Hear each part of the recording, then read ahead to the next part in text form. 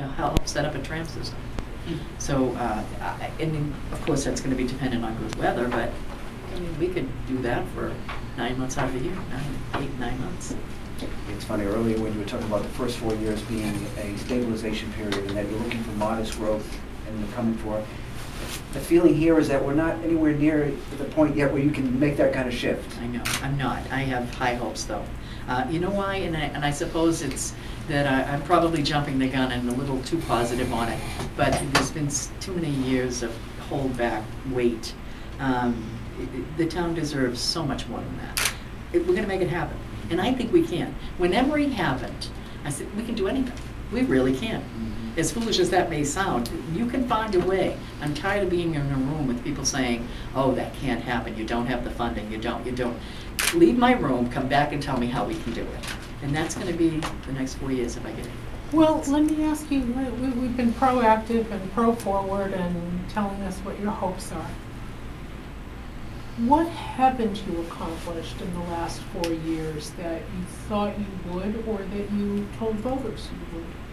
I have not accomplished that, cleaning up the streets. I said that I would centralize maintenance and I wasn't able to do it. I'm not proud of that. I believe I said that I would create more jobs. I certainly have not been able to do that. It's all due to the economy, but still, I haven't been able to. I wanted to bring tourism in, and I wanted to make Weymouth. I believe, it's funny because the whole thing kind of turned around. What I was able to do with these small little events that included the family and made it more of a community, and I think that's what we received 4 very nice awards. One every year that I've been in office. Not that I did it, but it was more, I think, we had small committees who volunteered for events that you could bring a family of 5 and 6 for free. And we were able to do that with the help of businesses in town. So I know I made it more of a community-based area for families, but I guess I failed to bring in the revenues I wanted to bring. Do you think that, we're facing an election in Quincy as well as in Braintree and Weymouth. Quincy is still on the 2-year mayor system. What if you had only had 2 years?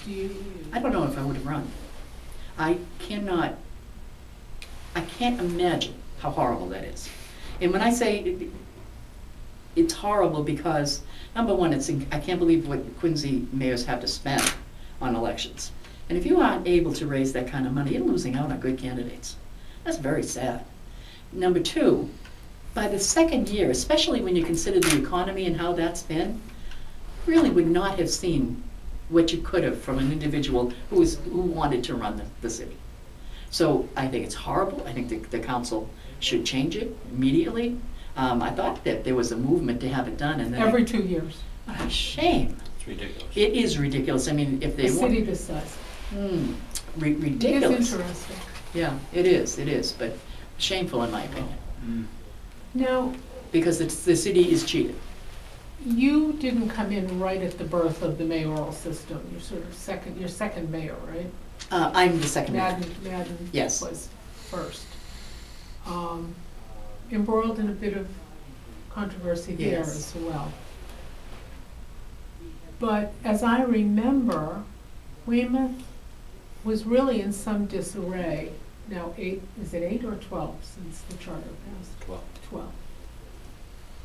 Do you feel, as having served through a variety of these iterations, that this was a good move and that the way it all worked out in terms of division of power and oversight and town service was the right way to go for the town? I agree. I believe it was.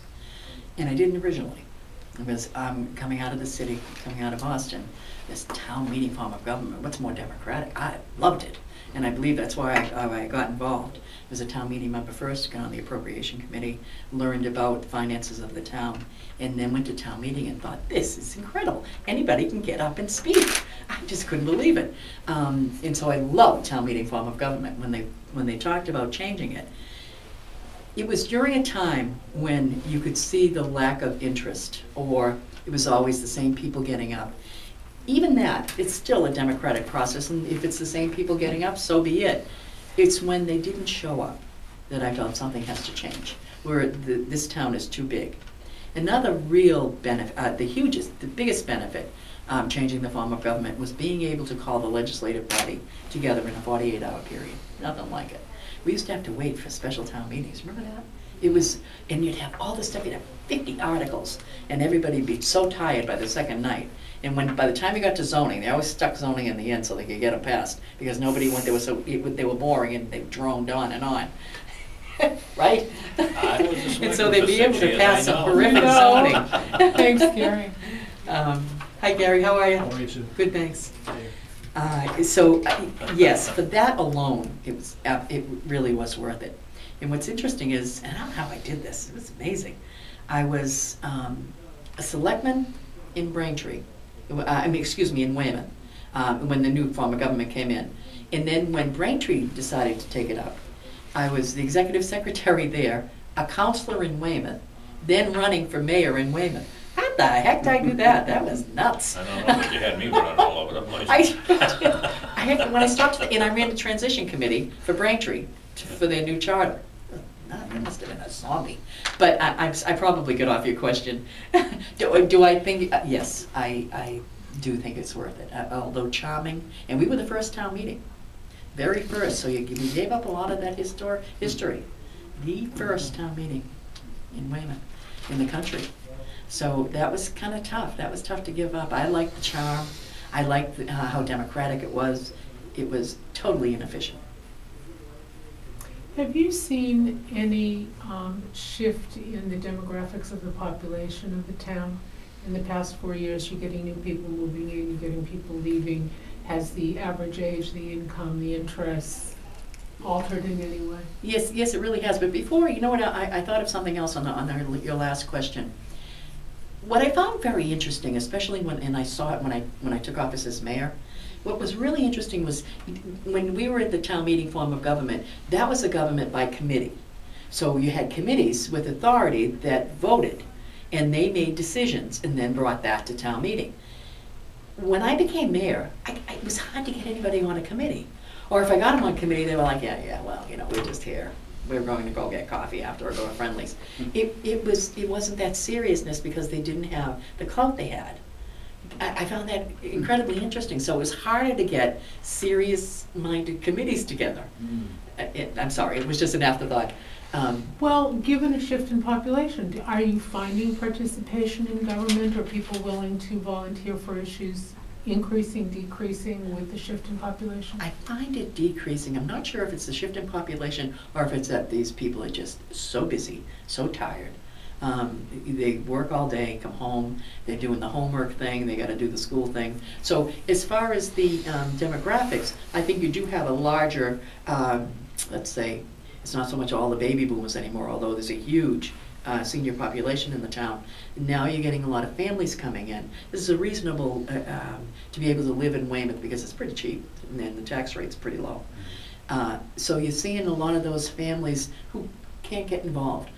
What's happening, I've noticed, is many of the boomers are retiring early and getting active again. And those are serious people who've gone through all of that. So it's sort of turning around now. And we've got them, they're out there, Meals on Wheels, and these are people who are physicists and engineers and stuff. It's great. Boy, in this economy, to think of boomers retiring early. Mm-hmm. They are. Yeah, I don't know why. I think it's probably because they get those buyouts, the telephone companies and the utility places. They buy them out, and then they probably figure they can pick up something small. That's why you see a lot of boomers in the grocery stores now and stuff, just to pick up some little thing. Another issue that the town has dealt with a lot in the past couple of years, and I'm wondering if it has anything to do with demographics, is the drug problem. Yes. Is there a connection there? Is the town changing, or is it a broader issue? I think it's broad. I think it's huge and uncontrolling. And keep in mind, we always had some drug issues around. What's become so big now is the opiate, and scary because probably the hardest to reel in because it's legal.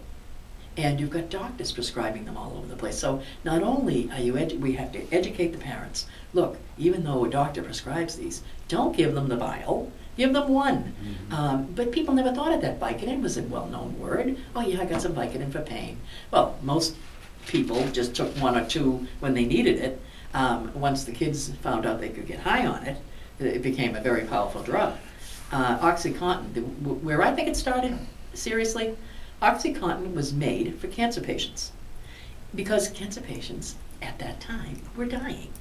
So who cared if they OD'd or they needed to feel good? I mean, I didn't mean that. I didn't care that they OD'd, but that wasn't the importance. Well, when they found out how popular these were, they called it oxycodone all of a sudden, and we can use this for other pains. Well, what they didn't do was say, you know, there's a real strong possibility you'll become addicted and this may kill you. That didn't come with the oxycodone. And that's where it became very popular. Do you remember the drugstores couldn't even keep it in anymore? They were getting burglarized. That's where I think it started. I blame pharmacy companies and doctors. And what's the focus of your fight these days in trying to combat the problems that you see in town? It's so rampant everywhere. We have Hingham calling us all the time. What are you doing? How can you help us? It's not just Weymouth. It really isn't. People like to think so. I credit Quincy for leading the way and showing everyone how to at least bring out an awareness. We spent 2 years making people aware. They thought I was crazy. I took a lot of heat from it also. You're crazy. Why do you speak so negatively about this town? As parents were coming in my office telling me they just lost their son and it wasn't being publicized. And I said, we're losing these young people. And then I started to know some of the young people. One was my paper boy years ago. This is crazy. We've got to do something. We have to save these lives. So yes, it became extremely important and still is. And so the public outreach was a big part of it. It was. We had sent out flyers, believe it or not, in our water and sewer bills, and people called us up and said, well, I want to find out more about this, blah, blah, blah, blah, blah. So there was an awareness first. Then you almost had to put fear out there. Look, this could kill your child. Be more aware. And then it's sort of a preventive, trying to prevent. That's the hardest thing because the doctors are still prescribing. You go down to Florida to these pill mills, you've heard of them. You go in, there's a doctor there, you don't even have to go to a pharmacy, they give you the pills. So Massachusetts people go down, they load up, put them in their trunks, come back up to Massachusetts, out in the street. So I'd like to see them secede. Florida, cut it right off. Well, the governor doesn't seem to think there's a problem down there. They're probably reaping in all kinds of money. So yeah. that fight has evolved. What's Yes, the it latest and the newest? Right now, effort what on we're that trying front? to do is reform, to take these addicts and be able to put them back into society. Of course, the best thing to do is to prevent and to make aware so that you never get there. Secondly is to keep them alive once they're there. And third is to rehabilitate. So I believe we've done a pretty good job at making people aware. We're now into that preventive, keeping people alive stage. We're trying to get our public safety people to carry Narcan. They're resisting, but we're trying to do that. To do it in Quincy, and I compliment What's the them. resistance? Well, I guess I can sort of understand it. Whenever you have public safety take on anything new, they want to renegotiate. Number one. Number two, they may be a little bit hesitant thinking, see, they think it's all a needle. Narcan can be a mist in the nose. And I'm not sure if they even know about that. I'm trying to educate them. So they're hesitant and they may think, well, you know, I don't want to be sued. And that's certainly Which could is happen. reasonable. It is Yeah. reasonable. So it's not like I'm going to push them. But you probably didn't go through the same thing when defibrillators were introduced to the back Exactly. cruisers. Exactly. I put defibrillators in, I think, Braintree Town Hall and had somebody on every floor. And it didn't spark a call for renegotiation of contracts. We Or did pay. it? We still pay public safety for defibs. Ah. You know why? Because once you get that stipend, you never give it back. Right, right.